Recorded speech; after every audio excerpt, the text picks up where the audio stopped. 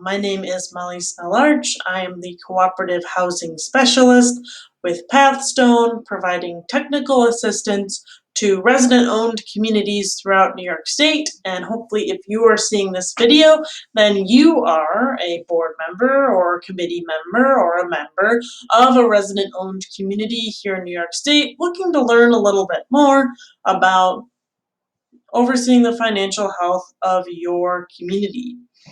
So these videos are designed to help you do just that. So let's just dig right into it.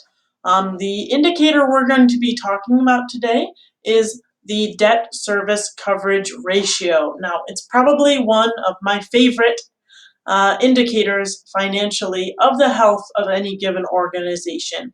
So let's dig into a little bit about what DSCR, or debt service coverage ratio, is, how we calculate it, and more importantly, what it means. So this equation up at the top here is going to be your best friend in terms of calculating your debt service coverage ratio.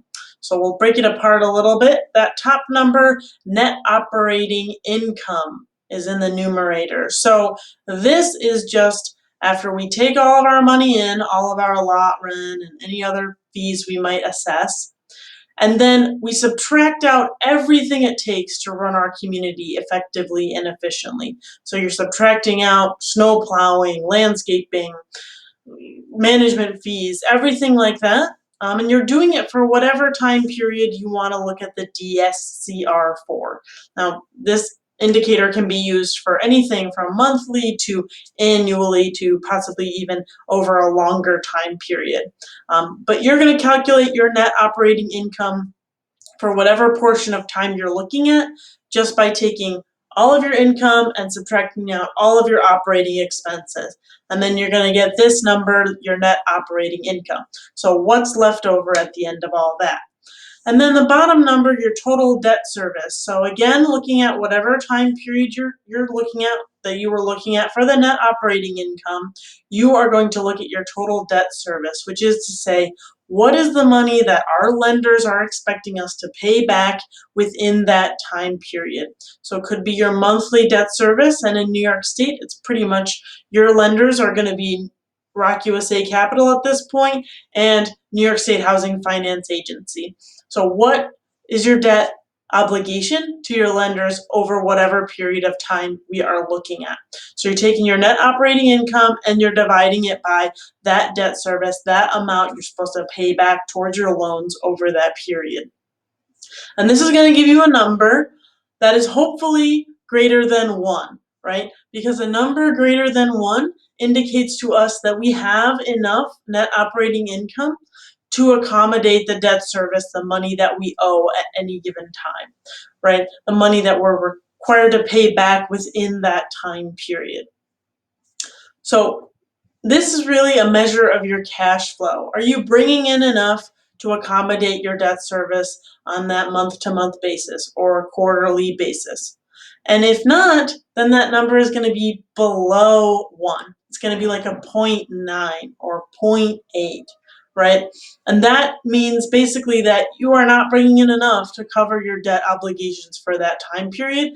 If you see a debt service coverage ratio less than 1, you're going to want to be asking some questions of your financial management in particular. So ask your property manager, what happened this month? Were we not bringing in enough income? Not as much as we thought? Were we over on expenditures for some reason? And what can we do to ensure this doesn't happen next month and the months after that, right? Are we on a trajectory that's worrisome, or is this a blip, a one-time thing? These are all important questions to ask. And also just important to note that you have a lender required minimum in your loan agreements of this debt service coverage ratio. So usually that'll hover around 1.1, 1.3.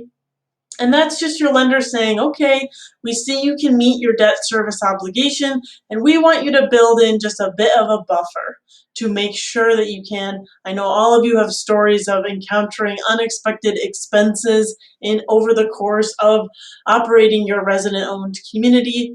that buffer, that 0.1, 0.2, 0.3 additional on top of the 1 is just to ensure that you can meet your debt obligations despite what life might throw at you in your community. So basically, I think of the DSCR as a one indicator that can sort of distill down all this information that you might have from all of your different financial reports and give you one number that you and the rest of the board can look at really quick and say, how are we doing?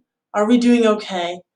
Are we making enough money to accommodate our debt service, to pay our bills and pay our loans, and still be able to carry on for the next month or year or 30 years, right? So hopefully you see why debt service coverage ratio is one of my favorite financial indicators. Thank you so much for your time today. As always, feel free to comment below with anything else you would like to see. And I hope that this was a worthwhile use of 6 minutes, and have a great day.